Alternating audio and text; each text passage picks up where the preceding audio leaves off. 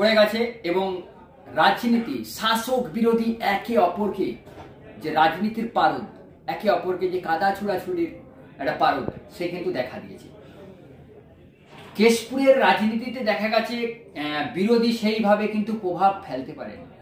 অপরদিকে কিন্তু বিরোধী দলনেতা শুভেন্দু অধিকারী বারবার কেশপুর আর গড়বেতাকে নিয়ে বলেছে এবং শুভেন্দু অধিকারী বলেছে 2024-এর লোকসভা কেশপুর কিন্তু আমার টার্গেট। কেশপুরকে আমি শাসক মুক্ত কেশপুর করব। আর পাল্টা জবাব দিলেন জেলা পরিষদের দলনেতা কেশপুরের পুরানো দিনের রবিনুট মোহাম্মদ রফিক।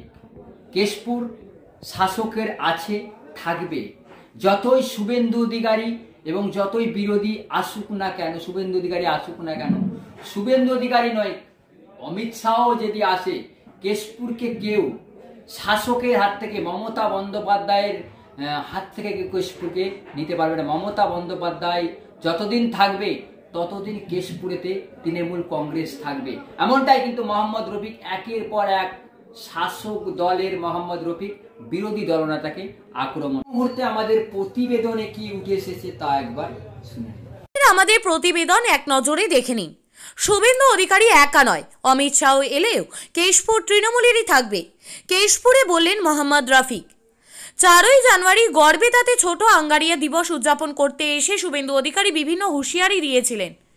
কেশপুর গড়বেতায় আধিপত্য বিস্তার প্রসঙ্গে জানিয়েছিলেন, তিনি বলেছিলেন নির্বাচন ঘোষণা হলেই গড়বেতা কেশপুর পুরোপুরি বিজেপির নিয়ন্ত্রণে আসবে, চুটিয়ে প্রচার চলবে বিজেপি কর্মীদের। তারই পাল্টা জবাব দিলেন কেশপুরের তৃণমূল নেতা মোহাম্মদ রফিক। তিনি বলেন কেশপুরের এনায়েতপুর এলাকাতে বিজেপির একটু প্রভাব থাকলেও পুরো কেশপুর জুড়ে কিন্তু তৃণমূলের আধিপত্য। তাই শুধু শুভেন্দু অধিকারী নয়, অমিত শাহ এলেও কেশপুর তৃণমূলের ছিল, তৃণমূলেরই থাকবে। মোহাম্মদ রফিক কি বলছেন তা এক নজরে।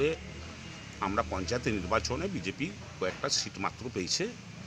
15টা অঞ্চলই আমাদের পঞ্চায়েত প্রধান আমাদের, এবং পঞ্চায়েত সমিতির 45টা আসনেই তৃণমূল কংগ্রেসের জয়ী হয়েছে।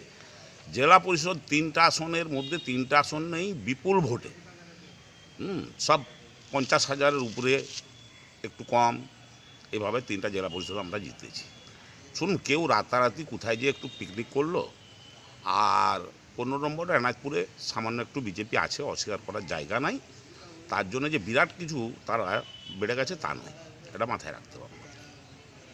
বিরোধী দলনেতা শুভেন্দু অধিকারী গড়বেতা কেশপুর নেবেই, ওটাকে শাসক মুক্ত করবে বলছে, কি বলবেন?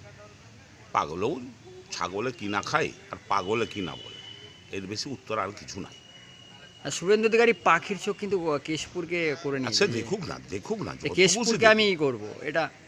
শুভেন্দু আর তার দরকার হলে তার জেঠু দিকে নিয়ে আনুক না, অমিত শাহা, নরেন্দ্র মোদীজি, ওদিকে সবকে নিয়ে আসুক। একা একা তো পারবেই না সব জীবনে, ওদিকে এনেও চেষ্টা করে দেখুক একবার।